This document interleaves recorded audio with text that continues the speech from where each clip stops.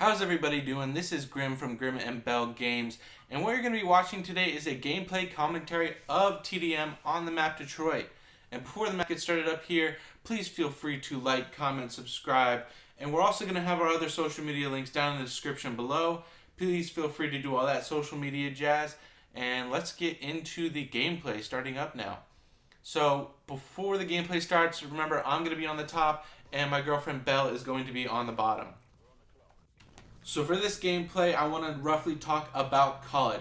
Being a college senior myself, I feel I can give a little insight, and it's roughly around that time of year where high school students are starting to look into, applying to colleges, they're getting accepted, and I want to share my insight on what I did and what I think is going to help you along the way. First things first, there's a website that I'm going to recommend, and I'll put down in the description below. It's collegeboard.org. And what it is, it's a website where you can, type in the name of a college if you specifically know a college, or there's questions you can answer, and it will help you narrow down colleges between what major you want, what area you want in, roughly how much money you are willing to spend on college.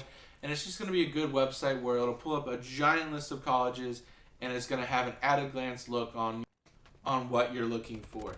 And then once you kind of get a couple colleges narrowed down, write down the prerequisites. Write down what SAT scores or ACT scores they need. Write down the GPA.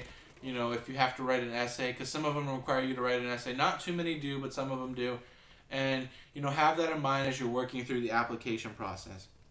The next step I would highly suggest is to schedule your SATs as early as possible. I know it's a little late, being November and all, but this is when I took mine. So it's still quite possible to get those in, and I suggest if you don't get what you want the first time to retake them. I personally took them once and I got the score I wanted, but my sisters had to take them a couple times because they kept wanting a higher and higher score, and that's just their mentality. They always want to push themselves. Not saying I don't, but I got the score I was looking for the very first time, and they throw around the 1500 range as average. Now, I know plenty of people being here at college myself that did get below that 1500. So if you don't get there and you don't get to what you want, it's not a death sentence. You don't have to not go to college at all, or you have to go to your community college. Because there are plenty of people at large universities that have below that 1500 score. They're looking at other things. It's not just that SAT score. And then, like I said before, there's always the option to retake them. Or you can study with a friend. They also offer workshops on, effectively taking the test. So give yourself practice if you're worried about it. If you're not worried about it, you take that one and you're done. You don't have to worry about it. But if you are, feel free to, practice with a friend, ask a counselor for help, and go online and take practice exams. Next, when you are looking for a college, have it in mind of what major you would like, because yes, you can go in undeclared. As a matter of fact, one of my best friends was undeclared for 2 years, but have an idea of roughly what you kind of want, because you don't want to apply to a college, get accepted, and go to a college that doesn't have a major anywhere close to a field of study that you kind of may want to do. So keep that in mind. You can go in undeclared, but make sure they have a major that might fit your idea. My best friend roughly wanted to do something in math, so he kind of knew that coming in, and it's a little more general, major. Most colleges should have something in math, but for me, I'm health sciences. So if a college that I was looking at didn't have anything to do with health sciences, even if I wasn't exactly sure what major I wanted, I would have, kind of hoped that they had a health science field that I could have applied to, once I figured out exactly what did I do. And then next, visit the schools. I personally didn't visit the college that I attend, and I completely lucked out. I love the university here. It's wonderful, but dude, there are open house days for colleges. They have, videos online, they have pictures. Just look those up. Make sure the college you're going to attend is a college in an area that you want to attend. That's a big part that people don't consider, is the area and the personality and just the feeling that the college gives you. So once you've visited the schools and you've got accepted, you're going to have orientation days. And it's just going to be another chance where you're going to visit the school, and some of the other students are going to be there with you.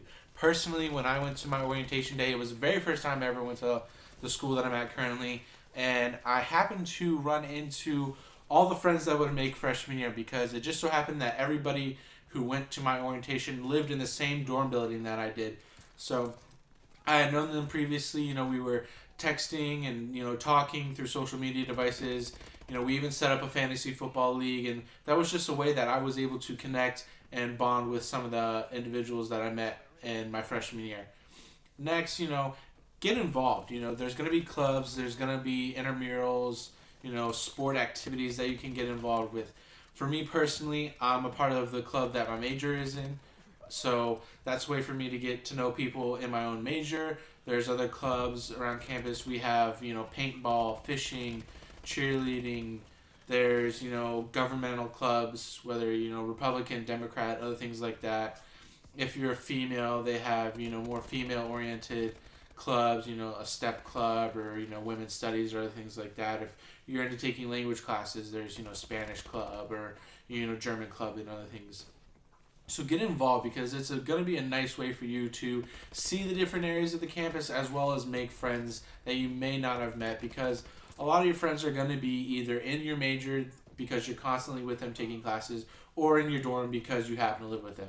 And taking these clubs and getting out and exploring is going to give you the ability to meet new and different people. Lastly, another thing that's going to be very important, especially your freshman year, is to find that one professor that you click with, that you respect, you like, and you're going to be able to go to them and talk to them about classes, whether you're adjusting well or not adjusting well. Have that professor that you can go to and talk to about things, because especially when that second semester comes and you start scheduling classes, they're going to be the one to help you decide whether or not you should take this class or this class, whether this professor is a good professor or not. So definitely have a staff member that you're going to feel comfortable with, that you can talk to. But all in all, college is not as stressful as people like to make it out to be. Yes, there is plenty of stress, but if you manage your time well, you get involved, and don't be afraid to get involved, guys. No one knows anyone coming to college, so don't feel afraid to go get involved. But that's all I got for now. In the next video, I'll possibly talk about the move from college into grad school, because I'm currently doing that myself. But anyways, this has been Grim. Thank you for tuning in.